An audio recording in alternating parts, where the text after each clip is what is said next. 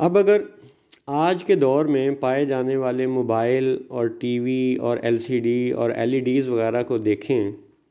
تو مجموعی حیثیت میں ہم یوں بات کر لیتے ہیں کہ جو اخبارات تھے پچھلے 50 سال میں وہ بہت زیادہ معروف و مشہور تھے، پھر ان کا دور کم ہوا، پھر اب یہ ٹی وی اور پھر موبائل اور L C D L E D وغیرہ کا یہ اور ڈیجیٹل ٹیکنالوجی کا سارا زمانہ یہ چل رہا ہے۔ اور اب حالت یہ ہے کہ جنہوں نے خبریں بھی دیکھنی ہوتی ہیں وہ بھی انٹرنیٹ پہ ہی دیکھتے ہیں، موسٹلی زیادہ تر ایسے ہی ہو رہا ہے۔ تو مجموعی حیثیت میں اب ہم یوں شمار کرتے ہیں کہ آج کا میڈیا بیسیکلی شیشے والا میڈیا ہے، یعنی موبائل کی سکرین شیشہ ہمیں نظر آتا ہے، ٹیلی ویژن شیشہ نظر آتا ہے، وہ ایل سی ڈی ہو یا ایل ای ڈی ہو دیکھنے میں ہمیں شیشہ نظر آتا ہے۔ تو شیشے کے متعلق آپ سب لوگوں نے دیکھ لیا کہ جب غازی ممتاز حسین قادری رحمۃ اللہ علیہ کا جنازہ تھا تب بھی میڈیا نے جو کردار ادا کیا وہ لوگوں کو ابھی یاد ہے، بھولا نہیں ہے، ٹھیک ہے۔ اسی طرح جب بابا خادم حسین رضوی رحمۃ اللہ علیہ فوت ہوئے اور ان کے جنازے کے متعلق بھی جو میڈیا نے اپنی خاموشی کا اظہار کیا وہ بھی دنیا کو ابھی یاد ہے، بھولا نہیں ہے۔ اسی طرح اب یہ حالیہ تازہ ترین واقعات رمضان 2021 اور 1442 ہجری میں جو یہ واقعات ہوئے ہیں اور میڈیا جس طرح یہ کردار ادا کر رہا ہے اس پہ وضاحت قرآن پاک سے لینا بڑا ضروری ہے۔ اور قرآن پاک سے وضاحت لینے کے لیے ہم انشاءاللہ آگے ضرور جائیں گے۔ پہلے ایک دو باتیں میڈیا کے حوالے سے چند سال پرانی کر لیتے ہیں۔ بہت سے کروڑوں پاکستانی اور اربوں خربوں لوگ وہ زندہ ہیں، موجود ہیں، جن کو پاکستان کے حکمران پرویز مشرف کا دور ابھی یاد ہے۔ پہلے وہ فوجی آمر کے طور پہ آئے، بعد میں وہ الیکشن کے ذریعے صدر بنے اور پھر وہ ان کا تقریباً 11 سال کا دور لوگوں کو ابھی یاد ہے۔ انہی کے اس 11 سالہ دور میں لوگوں کو یاد ہوگا کہ لگ بھگ 70 دن تک انہوں نے جنگ گروپ اور جیو ٹی وی وغیرہ کو بند رکھا تھا۔ اب اس میں ایک تو یہ کہ اگر فارن فنڈنگ کا الزام تھا تو اس کی انڈائریکٹ ایک یہ بھی وجہ اب سمجھ آتی ہے، تب بھی سمجھ آتی تھی کہ ایک ادارہ 70 دن تک بند رہا اور 70 دن تک کوئی اس کی آمدنی نہیں ہوئی اور پھر چلنا شروع ہوا اور چلتا ہی چلا گیا۔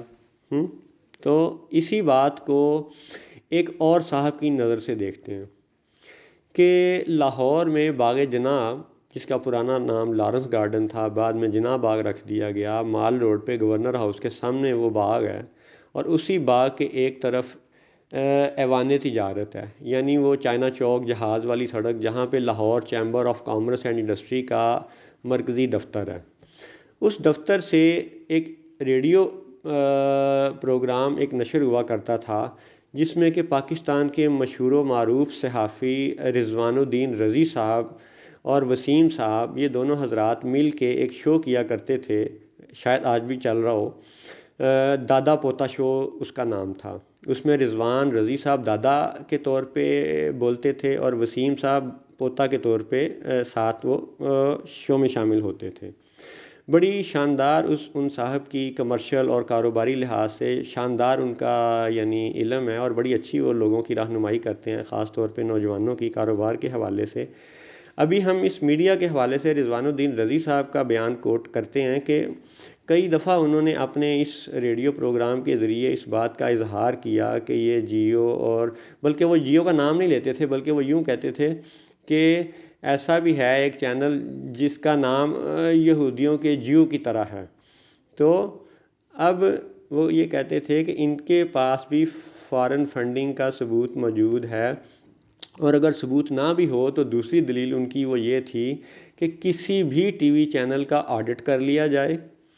تو چیک کر لیں کہ ان کی آمدنی کتنی ہے، ٹھیک ہے، اور ان کے اخراجات کتنے ہیں، اور پتہ چل جائے گا کہ یہ ٹی وی چینل کیا خود اپنی اشتہارات کی کمائی سے زندہ ہیں یا فارن فنڈنگ پہ چل رہے ہیں۔ یہ بات انہوں نے دھڑلے سے کئی دفعہ اپنے اس پروگرام میں کہی۔ اچھا، اور ساتھ ہی ساتھ وہ یہ بھی بات کرتے تھے کہ یہ بڑے چینل اور یہ بڑا میڈیا جو مرضی کرتا رہے، ہم لوگ اپنی چھوٹی سی تلوار سے اپنا جہاد جاری رکھیں گے۔ تو یقیناً اللہ تعالیٰ ہر مجاہد کو اس کے کردار کا، اس کے ہاتھ کا، زبان کا، دل کے معاملے کا ثواب عطا فرمائے گا۔ اب یہ دو باتیں اس لیے ضروری سمجھیں کہ یہ کیونکہ میڈیا سے ریلیٹڈ ہیں تو لوگوں کو یاد ہونی چاہیے۔ رضوان الدین رضی صاحب اگر تھوڑے لوگوں کو یاد ہیں تو کوئی بات نہیں، لیکن مشرف صاحب تو کروڑوں لوگوں کو یاد ہے، اور انہوں نے 70 دن تک ایک چینل کو بند رکھا تھا۔ اب اس ایک چینل کو ہٹ کرنا مقصد نہیں ہے، سارے ہی مجموعی حیثیت میں میڈیا کا بیان قرآن پاک سے دیکھنا ضروری ہے۔ اب اس میڈیا کا ذکر کرتے ہیں اور کر رہے ہیں کہ جس نے اس لاہور میں مسجد رحمت للعالمین کے قریب اور دیگر شہروں میں ہونے والے قتل و غارت گری کو یوں بیان کیا، اوورآل سب میڈیا نے یا اکثر میڈیا نے، کہ تحریک کو دہشت گرد بنا کے پیش کیا گیا، اور جن اداروں کے ملازموں نے مسلمانوں پر گولیاں چلائیں، تیزاب پھینکا، گیس پھینکی، ان کو جناب وہ مجاہد اور حق والا بنا کے پیش کر رہے ہیں۔ اب اس حق بنائے جانے پہ اور باطل بنائے جانے پہ یہ وضاحت آپ سمجھ لیں کہ شیشہ، پیچھے بھی میں وضاحت کر چکا ہوں کہ آج کا میڈیا بھی شیشہ ہی ہے، تو شیشے کا تعلق جادو سے بہت گہرا ہے۔ یہ ہم قرآن پاک سے بھی مزید پڑھیں گے، انشاءاللہ سنیں گے، دیکھیں گے کہ جادو اور شیشہ ان دونوں کا آپس میں بڑا ہی گہرا تعلق ہے، اور اس گہرے تعلق کی عام ایک زندگی میں مشاہدے کی کیفیت یوں ہے کہ جب بندہ آئینے کے سامنے، شیشے کے سامنے کھڑا ہوتا ہے تو اس کو اپنا دایاں ہاتھ بائیں کی صورت میں نظر آتا ہے اور بایاں ہاتھ دائیں کی صورت میں نظر آتا ہے۔ تو تعویل اس کی یہ ہے کہ یہ شیشہ وہ چیز ہے، یہ میڈیا وہ چیز ہے جو دائیں کو بایاں دکھا دیتا ہے اور دکھا سکتا ہے اور دکھا رہا ہے، اور اس کا ریورس بھی ہے کہ بائیں کو دایاں اور دائیں کو بایاں کچھ بھی بنا کے یہ دکھا دیتے ہیں۔ اور دوسرے لفظوں میں اس کی تعویل یہ ہے کہ یہ حق کو باطل شو کر دیتے ہیں اور باطل کو حق شو کر دیتے ہیں، اور اس کا اظہار بہت سے پچھلے واقعات میں بھی ہو چکا ہے، اور حالیہ یہ رمضان المبارک کے واقعات میں بھی ہو رہا ہے۔ اور ابھی یہ منافقت اور یہ دجل اور یہ حق کو باطل اور باطل کو حق شو کرنا اور بائیں کو دایاں اور دائیں کو بایاں شو کرنے کا سلسلہ ابھی یہ ختم نہیں ہوا، ابھی یہ چل رہا ہے، اور چونکہ وہ چل رہا ہے اسی لیے حقیر نے یہ بھی ضروری جانا کہ لوگوں کو اس شیشے اور اس جادوگری کے متعلق قرآن پاک میں سے کچھ آیتیں بتا دی جائیں تاکہ لوگ اس شیشے اور اس جادو کے فتنے سے بچ سکیں جتنا بچ سکیں۔ آئیے دوستو اب چلتے ہیں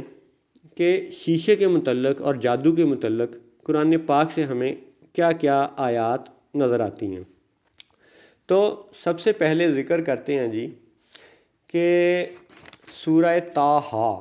یاد رہے کہ طٰہٰ حروف مقطعات میں سے ہے، اور جس کا ترجمہ بھی صدیوں سے قرآن پاک میں علماء کرام نے نہیں لکھا۔ اب اللہ اور رسول نے اس کا مفہوم کیوں نہیں بتایا وہ ایک الگ موضوع ہے، لیکن طٰہٰ کو ذرا زیادہ لمبا کر کے بتانے کا مقصد یہ ہے کہ یہ راز و نیاز کی باتیں ہیں۔ طٰہٰ، سورہ طٰہٰ، تو سورہ طٰہٰ کی آیت نمبر 66 کی طرف بڑھتے ہیں اور دیکھتے ہیں کہ وہاں پہ اللہ تعالیٰ کا ارشاد کیا ہے۔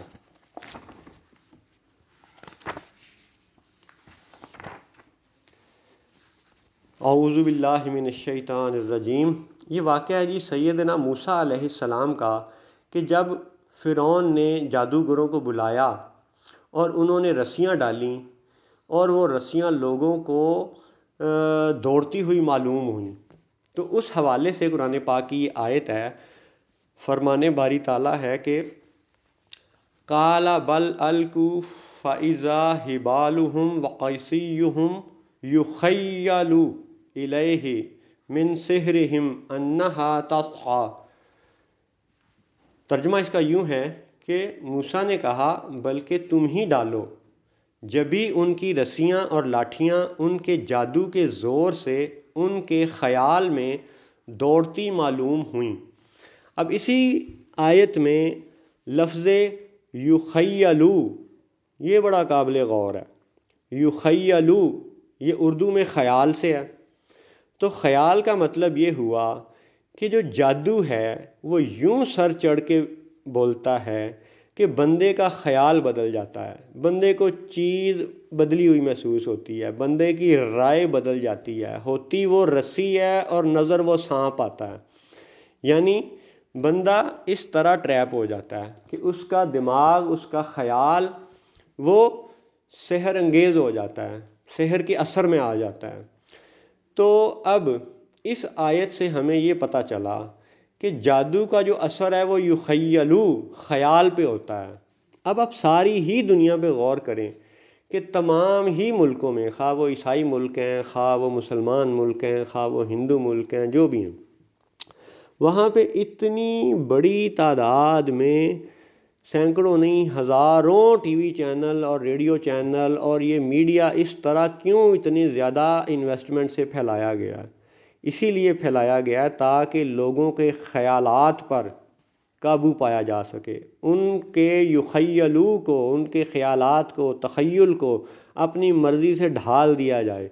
ان کو جو بتایا جائے کہ یہ حق ہے تو وہ سمجھیں کہ حق ہے، ان کو جو بتایا جائے کہ یہ باطل ہے تو لوگ سمجھیں کہ یہ باطل ہے۔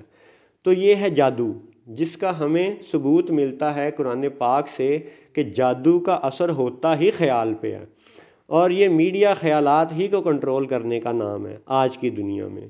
یہ تھی قرآن پاک سے ایک دلیل، ایک ثبوت۔ اب دیکھتے ہیں کہ کیا قرآن پاک میں مزید بھی اس حوالے سے کوئی ذکر ملتا ہے؟ ہاں جی، بالکل ملتا ہے، اور ہم انشاءاللہ اگلے قدم میں اس کا بھی ذکر کریں گے۔ تو اب چونکہ بات ہو رہی ہے خیالات کی اور حق کو باطل بنا کے دکھائے جانے کی اور باطل کو حق بنا کے دکھائے جانے کی، تو اسی حوالے سے ایک اور بات عرض کرتا چلوں کہ کیا سابقہ الہامی کتابوں کو تبدیل کیا گیا؟ یہ سوال ہے۔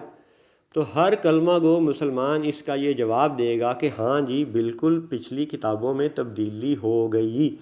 یعنی خواہ وہ تورات تھی، خواہ وہ جو بھی صحیفے تھے، ٹھیک ہے، وہ انجیل تھی، ان کو تحریف و تبدیل کر دیا گیا۔ اب کتنی حیرت کی بات ہے کہ وہ اللہ جو خالق ہے، مالک ہے، قادر ہے،